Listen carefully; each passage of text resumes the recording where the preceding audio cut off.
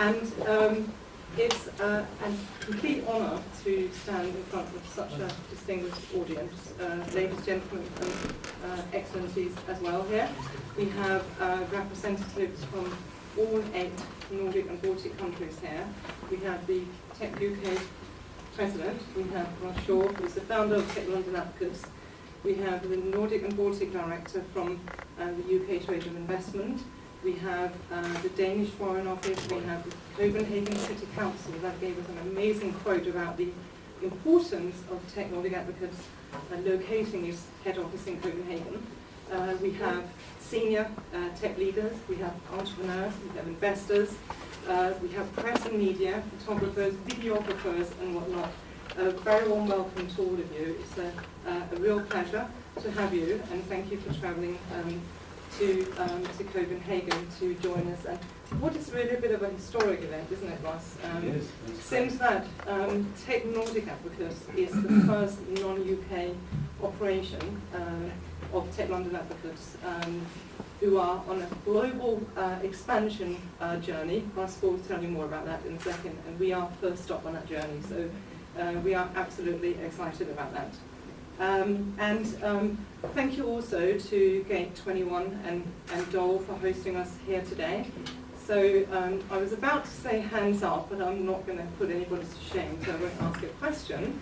But what I will tell you is you are standing in the middle of Europe's biggest living lab for outdoor LED lighting. How many people knew that? You did, some people. I will put this in after all. This is Europe's biggest living lab for outdoor street lighting. That is on show at 13 kilometres of road around us, where the latest LED lighting technology solutions and smart urban services are being tested by players from across the technology and lighting ecosystem. So a real tribute to Nordic innovation. So what better place to have the TNA launch right here. Thank you to Gate 21 and Dole. The director of Gate 21 is standing there. He's hand up, Paul. Kim Forsström is the CTO of Dole, and we have press and media, and Jakob is the director of Living Labs. He's standing somewhere as well, so if you're interested in talking to them, I'm sure they would be absolutely delighted to. Russ is going to talk to you a bit about where and how it all started a couple of years ago in London. I have a very simple message to you, and that is that the aim of Tech Nordic Advocates is to become Northern Europe's leading driving force for tech innovation and growth. Yeah? Keep it simple, big aim, simple message. That's what we want to do. And we want to do that by supporting high growth startups, established technology companies gain access to startups, and help the both established companies and tech startups access talent across borders in the Nordics and the Baltics, and build a bridge to London and the international technology community. So the space is very fragmented, and this is what Russ and I hear in London all the time, that the London technology sector doesn't know how to play with the Nordics, as they tend to put it. And people in the Nordics and the Baltics often say we don't know how to play with London or Silicon Valley either. So we want to try and tackle some of those challenges and really help create an ecosystem and collaboration across the countries in the Nordics and Baltics, and working closely with Tech London Advocates to really build a bridge between the different technology hubs. So big aim, but they've done it in London, and we want to do it here too. Why? Because the Nordic and Baltics are already on the world's radar screens as far as technology is concerned.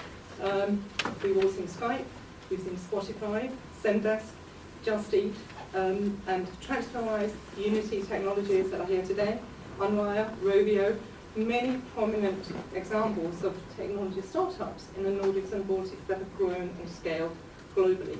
So we are on the world's radar screens. The tech space is the fastest growing tech industry sector across all the 8 economies. Because so much is happening right now in tech, we see startup communities shooting up. In Copenhagen, there's a growing startup community in Chester and Stockholm. I've just recently come back from the Nordic, from the Baltics myself, and did a tour with the British ambassador and saw firsthand what is happening in Vilnius and in Riga and in Tallinn. And it's absolutely awesome how the governments have put their momentum behind growing the startup space and how they're doing it so quickly. So much is happening.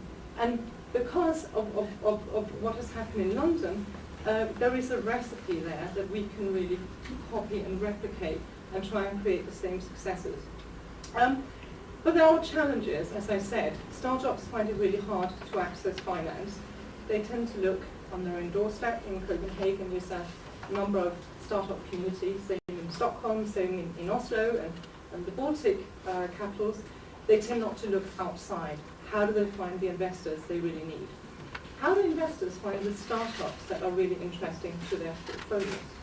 How do you recruit tech talent, which is really scarce, if you only look inside your own country? How do you collaborate, and so on?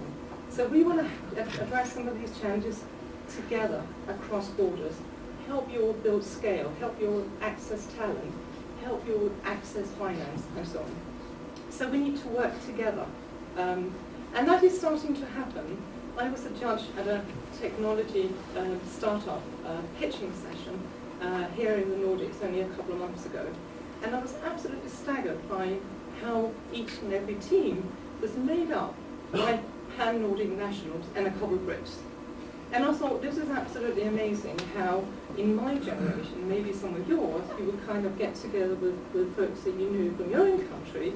The way the young people work these days, they're saying, hey, you know, there's a guy who's really good at marketing, he's in Oslo, and there's this guy who's a technologist, he's in Stockholm. And technology is breaking down boundaries and borders. And that's what we need to play with and stimulate. Yeah, that's what the younger generation are doing. So let's put some momentum behind that. But we need to do more, and that is what TNA is all about. We're about creating a platform for collaboration, an ecosystem. You know, getting to know people outside of our own country to, you know, build scale and so on, and some of the points that I already made earlier. That is what we are going to do, and we're going to do that through our working groups, which is how we work. So today's a party. We're launching a new organisation, but we can't really achieve very much by having events or just conferences. So the way we work is through working groups. I'm going to walk over here so you can see. So we have set up 12 working groups already for TNA in areas that you have told us are important to the technology space in the Nordics and the Baltics. These are areas where the Nordics and Baltics have unique capabilities and competitive advantage. We want to leverage that and work in subgroups within Tech Nordic Advocates to get things done. That's what we're about.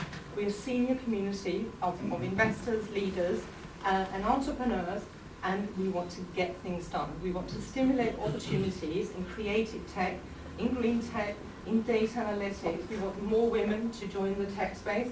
We want e-health and biotech to grow, and so on and so forth. That will take place within working groups that tend to work together on an informal basis, meet once every 3 months or so, chaired by an individual, boy or girl, who will want to do stuff and achieve things in the individual subgroups, who will bring a team of people together who share his or her interest to grow a particular subsector. And Russ will talk to you more about what has been achieved within the working groups in Tech London Advocates.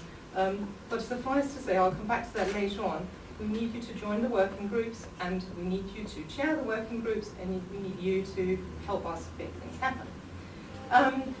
Before I hand over to Russ, I want to thank a couple of people. I want to thank our launch sponsors, Citrix, who are here today, so a round of applause for Citrix. Here from Jacqueline, GM for Northern Europe for Citrix in a moment, and Mass, GM for Citrix Denmark, is on the panel. We've also got D. Young & Co., an intellectual property law firm specialising in the tech sector in the UK here. Are you here? Do you have her? Anthony, Holling and Don are here. And you see the brochures in the event programme. And we have Computer Weekly, and some of you may have seen that we had an incredible write-up by Computer Weekly only a couple of days ago, and that was in the launch of TNA here. So thank you to the sponsors and to the partners. Without you, we wouldn't be standing here today. So thank you very much. And thank you also to all of our other partners who are helping us spread the message around the world, in the Nordics, in the Baltics, and across the world, communicating about Tech Nordic Advocates. We have several write-ups out in the digital world the last few days, and so thank you so much for all of what you're doing. So, ladies and gentlemen, welcome to Tech Nordic Advocates, and please give it up for the man who started it all.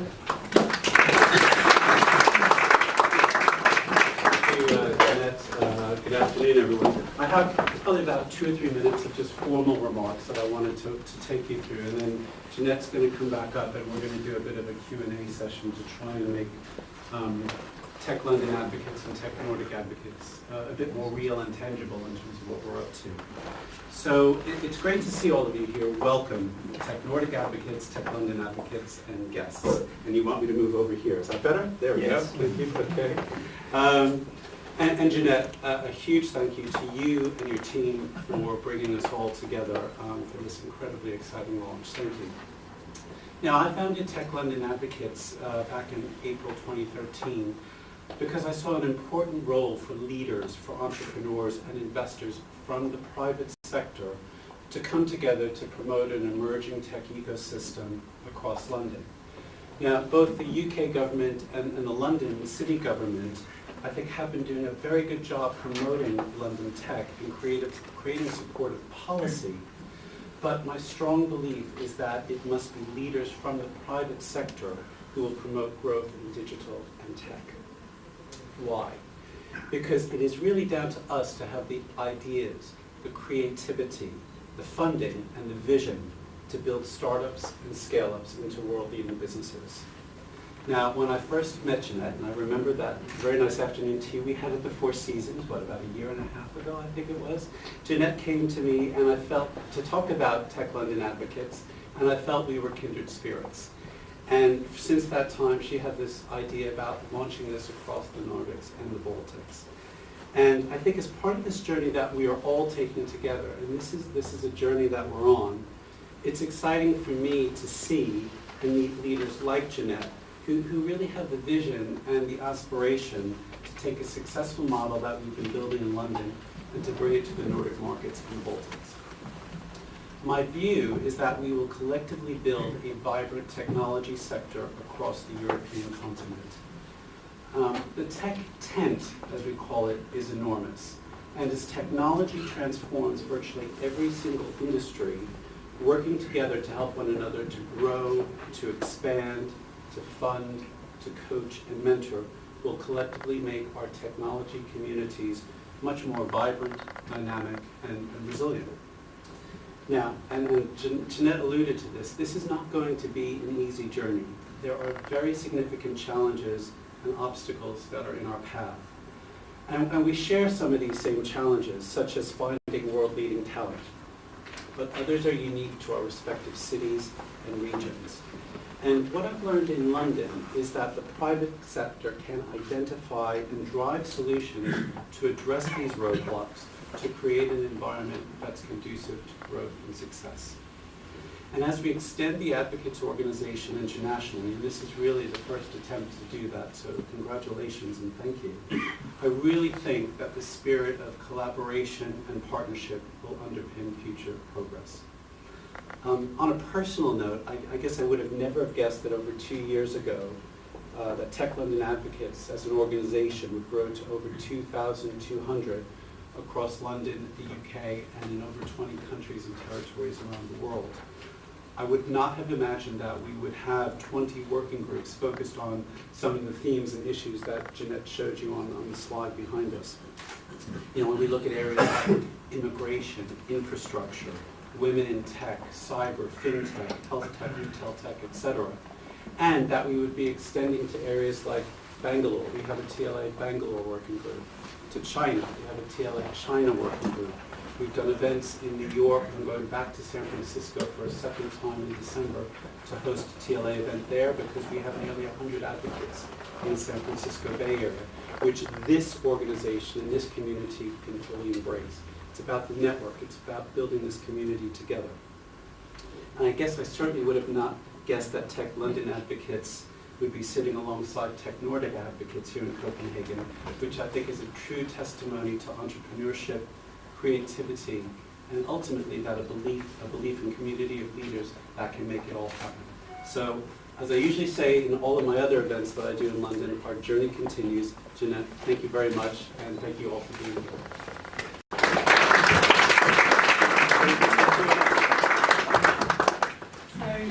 Thank you, Russ. Without Russ, we wouldn't be standing here either.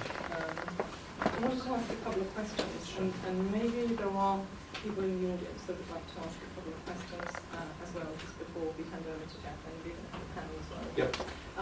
So I understand what Tech London advocates, and we had a number of folks in London only a week and a bit ago who came to the Tech London Advocates Summit, yes, which was amazing at the Olympic Stadium in Stratford. So those of you who were there understand what it was about. To give people in the room a little bit of a flavour of what actually happens. So what really happens in the working groups? What do they do? What have they achieved? And so on. Okay, thank you. What I try and do is to bring the group together twice a year. Because I feel, I like to say I'm not in the events business, but I think that as a network and a community, we need to come together and give the group an opportunity to meet one another and network with each other. And both Jeanette and Jacqueline, who you'll hear from in just a moment, have spoken at these events. And those events usually have a theme. We've had events focused on London's infrastructure, on the importance of digital skills. Our most recent event we called The Many Faces of London Tech was about all of the what we call emerging tech verticals like fintech and retail tech and health tech and cyber tech, and why this is interesting and important for London. But what I also think is hugely important for this organization is that we have things that happen, that I describe, happen at a grassroots level, and that's where the working groups come into play. To give you an example of what some of the working groups do, immigration is a very hot issue in London, and we do have a shortage of talent. Our startups and our scale-ups are growing so quickly that they simply cannot recruit enough homegrown talent to come into those businesses. So we need to have an important message around immigration. We've worked with the Home Office, and we do a program called